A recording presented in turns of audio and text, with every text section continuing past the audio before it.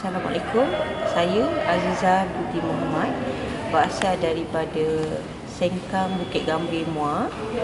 Saya telah menggunakan produk Stevia Skala ni diperkenalkan oleh Dr. Sujen daripada Hospital Muar semasa saya mengantar bapa saya di Hospital Muar dengan sakit empedunya pecah bernanah.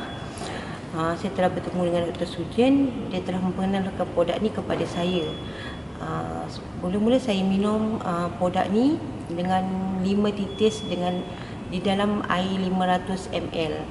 Okey, saya minum selama 2 hari.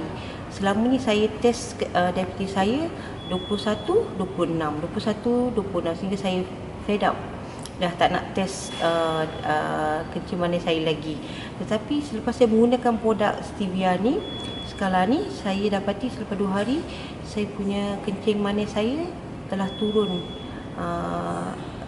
dengan bacaan 14 sahaja. Saya sangat terperanjat. Lagi-lagi dengan saya punya bapa, selama keluar daripada ICU 2 minggu, bapa saya tak ada respon. Sehari suntuk selama seminggu tu dia hanya tidur sahaja. Kita pun rasa heran, tak ada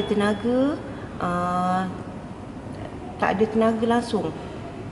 Tapi saya telah titiskan produk ni sebanyak setiap hari 15 titik ke dalam minuman. Setiap kali saya bagi dia minuman melalui hidung, saya terperanjat. Besoknya mata bapa saya telah pun buka dan sedar faham apa yang kita cakap.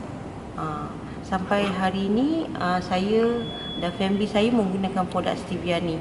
Saya sangat berterima kasih dengan Stevia ni, dan kepada Allah juga telah menemukan produk ni kepada saya.